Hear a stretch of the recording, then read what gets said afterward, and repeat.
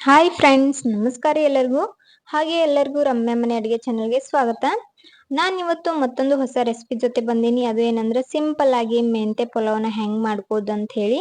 ಅದನ್ನ ಮಾಡೋದಕ್ಕೆ ಸ್ವಲ್ಪ ಚಕ್ಕೆ, ಮೆಣಸು, ಹಾಗೆ ಸ್ವಲ್ಪ ಕಲ್ಲು ಹೂವ, ಲವಂಗ, ಪಲಾವ್ ಎಲೆ, ಹಾಗೆ ಶುಂಠಿ, ಬೆಳ್ಳುಳ್ಳಿ, ಹಸಿಮೆಣಸಿನ್ಕಾಯಿ ಪೇಸ್ಟ್, ಸಾಸಿವೆ, ಜೀರಿಗೆ, ಒಂದು ಸ್ಟಾರ್, ಹಾಗೆ ಏಲಕ್ಕಿ ತಗೊಂಡಿದ್ದೀನಿ. ಹಾಗೆ ಸ್ವಲ್ಪ ಕೊತ್ತಂಬರಿ, ಆಲೂಗಡ್ಡೆ, ಗಜರಿನ ಚಿಕ್ಕದಾಗಿ ಕಟ್ ಮಾಡಿ ಇಟ್ಕೊಂಡಿದ್ದೀನಿ. ಹಾಗೆ ಇದಕ್ಕೆ ಬೇಕಾಗಿರೋ ಸ್ವಲ್ಪ ಮಸಾಲೆ ತಗೊಂಡಿದ್ದೀನಿ. ಮಸಾಲೆ ಏನಿರುತ್ತೆ ಅದನ್ನ ಆ್ಯಡ್ ಮಾಡ್ಕೋಬಹುದು. ನಾನು ಸ್ವಲ್ಪ ಧನಿಯಾ, ಚಿಲ್ಲಿ ಪೌಡರ್, ಅರಿಶಿನ ಪುಡಿ, ಹಾಗೆ ಸ್ವಲ್ಪ ಮೆಂತೆ ಕಟ್ ಮಾಡಿ ಇಟ್ಟಿದ್ದೀನಿ.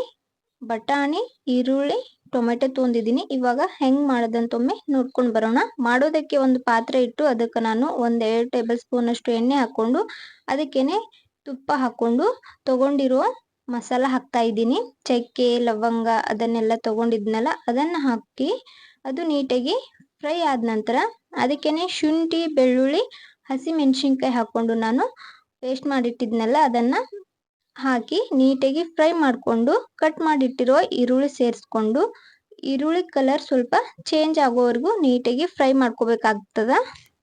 ಈರುಳ್ಳಿ ಎಲ್ಲ ನೀಟಾಗಿ ಫ್ರೈ ಆದ ನಂತರ ಅದಕ್ಕೆ ನಾನು ಕಟ್ ಮಾಡಿಟ್ಟಿರುವ ಮೆಂತೆ ಸೇರಿಸ್ತಾ ಇದ್ದೀನಿ. ಮೆಂತೆಯನ್ನು ಸ್ವಲ್ಪ ಚಿಕ್ಕದಾಗಿ ಕಟ್ ಮಾಡ್ಕೊಂಡ್ರೆ ಚೆನ್ನಾಗಿರ್ತದ್ರಿ.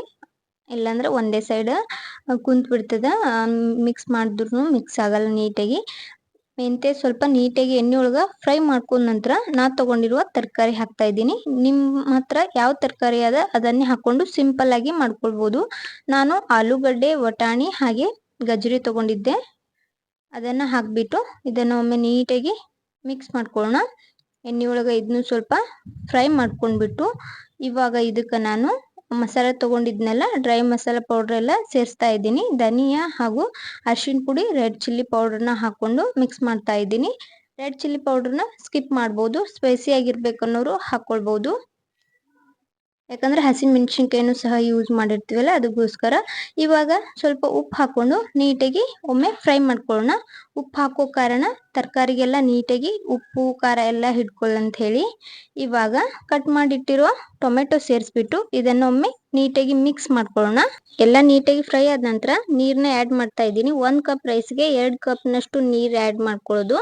ಅಂದರೆ ನಾನು 2 ಕಪ್ ರೈಸ್ ತಗೊಂಡಿದ್ದೆ, 4 ಕಪ್ ನೀರು ಆ್ಯಡ್ ಮಾಡಿಕೊಂಡು ತೊಳೆದಿಟ್ಟಿರೋ ಅಕ್ಕಿ, ಹಾಗೆ ಸ್ವಲ್ಪ ಉಪ್ಪು ಕಮ್ಮಿ ಬಿದ್ದಿತ್ತು, ಉಪ್ಪನ್ನು ಸೇರಿಸ್ಕೊಂಡಿದ್ದೀನಿ. ಮೊದಲೇ ಸ್ವಲ್ಪ ಹಾಕ್ಕೊಂಡಿದ್ವಲ್ಲ, ಇವಾಗ ಸ್ವಲ್ಪ ಹಾಕ್ಕೊಂಡು ಮೇಲ್ಗಡೆ ಸ್ವಲ್ಪ ಕೊತ್ತಂಬರಿನ ಹಾಕ್ಬಿಟ್ಟು ಕುಕ್ಕರ್ ಮುಚ್ಚಿ 1-2 ವಿಜಿಲ್ನ ಕೂಗಿಸ್ಕೊಂಡ್ರೆ ಸಿಂಪಲ್ ಆದ್ರೆ ಮೆಂತೆ ಬಾತ್ ರೆಡಿ ಆಗ್ತದ್ರಿ. ತುಂಬ ಸಿಂಪಲ್ ಆಗಿ ಮನೆಯಲ್ಲಿ ಮಾಡ್ಕೊಳ್ಬೋದು. ನೋಡ್ಬೋದು ಎಷ್ಟು ಉದುರಾಗಿ ಬಂದದ್ರಿ ಪಲಾವ್.